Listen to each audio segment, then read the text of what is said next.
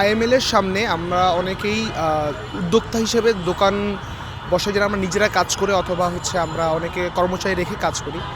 তো সেখান থেকে সৌমিত্র সহ ডাকসু প্যানেল অনেকে মিলে প্রক্টোরিয়াল টিম সহ যখন দোকানগুলো উঠিয়ে দেয়, তখন সাধারণ শিক্ষার্থীরা ক্ষিপ্ত হয়ে এই বহিরাগত যে দোকানগুলো ছিল এগুলো উচ্ছেদ করার জন্য আমরা সবাই একত্র হই।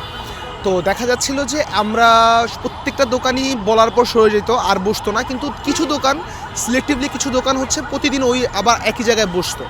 বাংলাদেশের একমাত্র স্মার্ট সিটি বসুন্ধরা এখন আরো নিরাপদ, আধুনিকতায় আরো এক ধাপ এগিয়ে।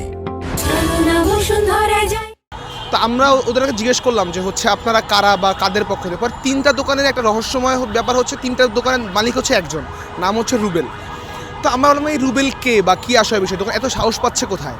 পরে শুনতে পারলাম এই রুবেল হচ্ছে ডাকসুতে সবসময়, আপনি সিসিটিভি ক্যামেরা ফুটেজ চেক করতে পারেন, এই ডাকসুতে প্রায় হচ্ছে চা খায় এবং হচ্ছে একসাথে সবার সাথে থাকে।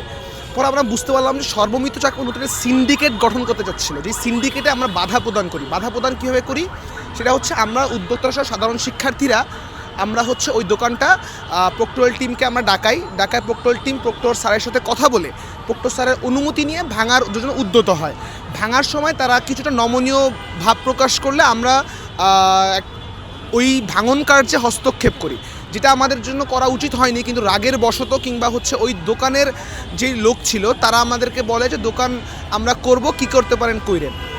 তো ওই হিসেবে আমরা ক্ষিপ্ত হয়ে যে কাজটা করেছি, এর জন্য আমি আন্তরিকভাবে দুঃখ প্রকাশ করছি। কিন্তু মূলত সর্বমিত্র চাকমা আমার বিরুদ্ধে লেগে যাওয়ার কারণটা হচ্ছে ওদের সিন্ডিকেটটা আমরা জেনে যাই এবং সিন্ডিকেটটা ভাঙার আমরা চেষ্টা করি। ওই তিনটা দোকানে আমরা বারবার জিজ্ঞাসা করি, প্রথমে না বললেও পরে আস্তে আস্তে তারা স্বীকার করে যে এটা রুবেল নামক এক ব্যক্তির দোকান আর কি। পরে হচ্ছে আমরা জানতে পারি রুবেলের সাথে সর্বমিত্রের ঘনিষ্ঠতার কারণটা কি, বা এই নতুন সিন্ডিকেট কারা বা কারা চালাচ্ছে ডাকসু থেকে।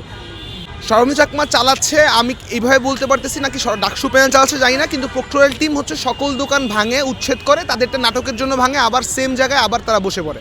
এর মানে হচ্ছে আমরা ধারণা করছি এর সাথে সরাসরি ডাকসু প্যানেল এবং প্রক্টোরিয়াল টিম সহ অথবা প্রক্টর টিচাররাও কি জড়িত কি আমি জানি না, কিন্তু হচ্ছে একটা প্রভাবশালী গোষ্ঠী জড়িত যারা এখন দায়িত্বে আছে।